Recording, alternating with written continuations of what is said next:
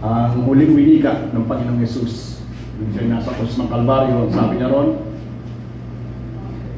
Father, into thy hands I commit my spirit. Ito po yung pahinahon at pinakahuling wika o salita na sinampit ng Panginoong Yesus nang siya ay nasa krus ng Kalbaryo. Matapos yung maghapon na siya pinahirapan, hinahagupit, inaalipusta, dinuduraan, pinabato, sinisipa, tinatadyakan. Maghapon yun, hanggang siya makarating sa krus ng Kalbaryo. Dumating ang huling sandali ng kanyang buhay bilang isang tao. Ito yung sandali na magbabago ng kasaysayan ng mundo. Ito yung sandali na magtatakda ng katapusan ng kasalanan at ng kasamaan sa mundo. This is the moment that will alter the course of history. Ang sabi doon, Father, into thy hands I commit my spirit. Tatlong bagay po ang pinakita ng Panginoong Yesus. Total submission, yung tawagin niya ang kanyang ama. At total trust, yung sabihin niya, into your hands. At total completion, yung sabihin niya, I commit my spirit.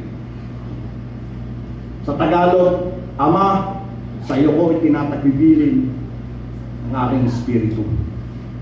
Matatandaan ko po, matapos kong balik-balikan yung alaala ng aking buhay. 3 beses na pala akong nagsabi na, Lord, bahala ka na po sa akin. 3 beses yan. Binalikan ko lahat ng pangyayari sa buhay ko. At ang una ay nung ako'y na-ICU dahil nag-palpitate ako.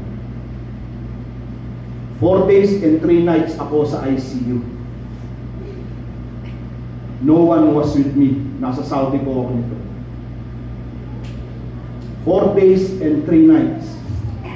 Nag-iisa ako sa ICU. Ang tanging dumadalaw lang sa akin ay yung nurse.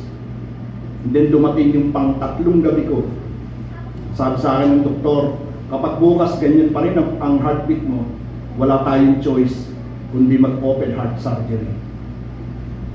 And at that moment, ang sabi ko, Lord, bahala ka na po sa akin. That was the first time na nasabi ko yun sa Panginoon. Then pangalawa, nung ma-opera ako sa spine, nung lagyan ako ng bakal. Bago ako dalhin sa operating room, sinaksakan ako ng pampatulog. Then pagdating sa operating room, inihiga ako rin sa parang